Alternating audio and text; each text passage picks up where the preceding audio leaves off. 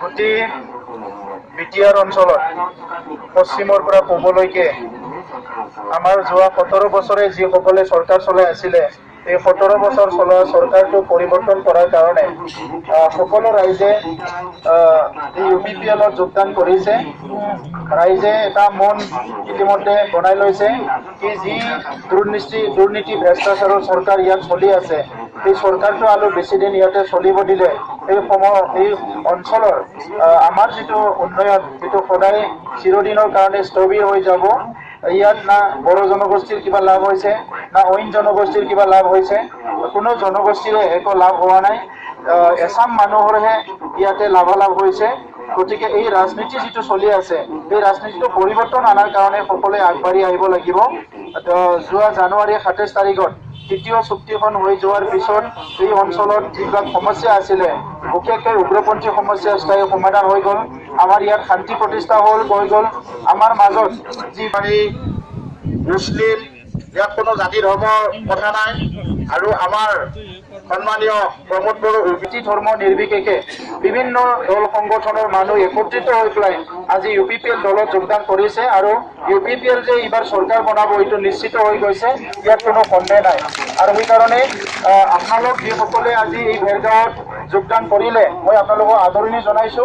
আৰু ইয়াৰ পিছত আমাৰ ভেৰগাঁও জিলা কমিটিৰ সকলো block committee, primary committee, parent body, আমাৰ ইউথসকল, মহিলাসকল একত্ৰিত হৈ পেলাই গাঁৱে ভূঞে আপোনালোকে আমাৰ বাৰ্তা দিয়ক। আমি শান্তি স্থাপন কৰিব বিচাৰিছো, আমি উন্নয়নৰ কাম কৰিব বিচাৰিছো আৰু দুৰ্নীতি ভ্ৰষ্টাচাৰ চৰকাৰটো পৰিৱৰ্তন কৰি পেলাই সাধাৰণ মানুহৰ হাতত আমি চৰকাৰটো আনিব বিচাৰিছো, যাতে দৰিদ্ৰ দুখীয়া মানুহ সকলো নিবনুৱা যুৱক যুৱতী সকলো যাতে অংশগ্ৰহণ কৰিব পাৰে আৰু সমাজৰ এই কামবিলাকত সকলো হাতত হাত মিলাই আগবাঢ়ি যাব পাৰে। তো ছোটো ৰাইজ মই বিশেষ ক'ব বিচৰা নাই। ইতিমধ্যে বিভিন্ন জাতি জনগোষ্ঠী দল সংগঠনৰ নেতৃবৃন্দ সকলো একত্ৰিত হৈছে, ইয়াত উপস্থিত আছে। অলপ পিছত বক্তৃতা ৰাখিব, আপোনালোকৰ বহুত পৰিচিত ইয়াতে ফেচবিলাক আছে। আৰু সেইকাৰণে আজি আমি একত্ৰিত হৈ পেলাই যি কথা চিন্তা কৰিছো এই কথাটো BPF-এ যোৱা 17 বছৰে কৰিব পাৰিলেহেঁতেন, কিন্তু আজি তেখেতসকলে নকৰাৰ কাৰণে আমি সকলোৱে মিলি এই কামটো কৰিব লগা হৈছে। তো সেইকাৰণে আজি আমাৰ হাতত বেছি সময় নাই, আমাৰতো এমাহ আছে, এমাহৰ পিছত নিৰ্বাচন হ'ব। সেইকাৰণে আপোনালোকে গাঁৱে ভূঞে ৰাইজক এই বাৰ্তা দিয়ক, এইবেলি পৰিৱৰ্তনৰ কাৰণে আমি ভোট দিম।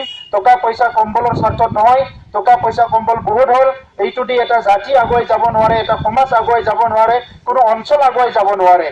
আজি যি হাজাৰ হাজাৰ কোটি টকা ইয়াত আহিল এইবিলাক যদি দুখীয়া দৰিদ্ৰ মানুহবিলাক পালেহেঁতেন আমাৰ এই অঞ্চলৰ ৰাইজে বহুত আগবাঢ়ি যাব পাৰিলেহেঁতেন। কিন্তু এইবিলাক কাম আজিলৈকে চৰকাৰে নকৰাৰ কাৰণে আমি বিভিন্ন সমস্যাত ভুগি থাকিব লগা হৈছে। তো ৰাইজ মই বিশেষ দীঘলীয়া ক'ব বিচৰা নাই। যিবিলাক আঁচনি চৰকাৰী আঁচনি ভাৰত চৰকাৰ অসম চৰকাৰৰ আঁচনিবিলাক আমাৰ অঞ্চলত আহি আছে এই অঞ্চল আঁচনিবিলাক আমাক প্ৰদান কৰাত তেখেতসকলে ফেইল হৈছে আৰু BTC চৰকাৰ হিচাপে তেখেতসকলে 17 বছৰত নতুন আঁচনি কোনো তৈয়াৰ কৰিব পৰা নাই। সেইকাৰণে আজি ৰাইজৰ অৱস্থা বহুত বেয়া হৈ আছে।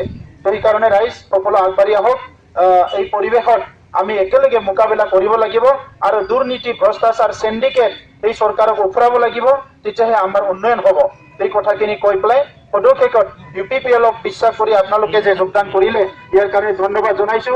ময়ো যোগদান কৰা বেছি দিন হোৱা নাই আৰু মই দীৰ্ঘদিন নিখিল বড়ো ছাত্ৰ সন্থাত আছিলো। আপোনালোকৰ আগত কৈছো এতিয়া যে আজি যে ৰাজনীতি পথত আহিব লগা হৈছে, মোৰ ৰাজনীতিৰ নিচাও নহয়, পেচাও নহয়, মোৰ উদ্দেশ্যও নহয়, লক্ষ্য নহয়, কিন্তু আজি ৰাজনীতিত আহি পেলাই যি দুৰ্নীতি ভ্ৰষ্টাচাৰ হৈ আছে এইটো একেলগে আপোনালোকৰ লগত মিলি এইটো পৰিৱৰ্তন কৰাৰ কাৰণে ৰাজনীতিত আহিছো। গতিকে আপোনালোক আমি চবে মিলি পেলাই আজি গণতন্ত্ৰত ৰাইজে ৰাজা, ৰাইজে যদি সকলো মিলি পেলাই আগবাঢ়ি যায় ইয়াত কোনো ধৰি ৰাখিব নোৱাৰে। এই কথাখিনি কৈ পেলাই পদক্ষেপত আপোনালোকক ধন্যবাদ জনালো আৰু সকলো দিশৰ পৰাই আপোনালোকে সক্ৰিয় হৈ কাম কৰিব এইটো আশা ৰাখি পেলাই মোৰ বক্তব্য সামৰিছো। ধন্যবাদ।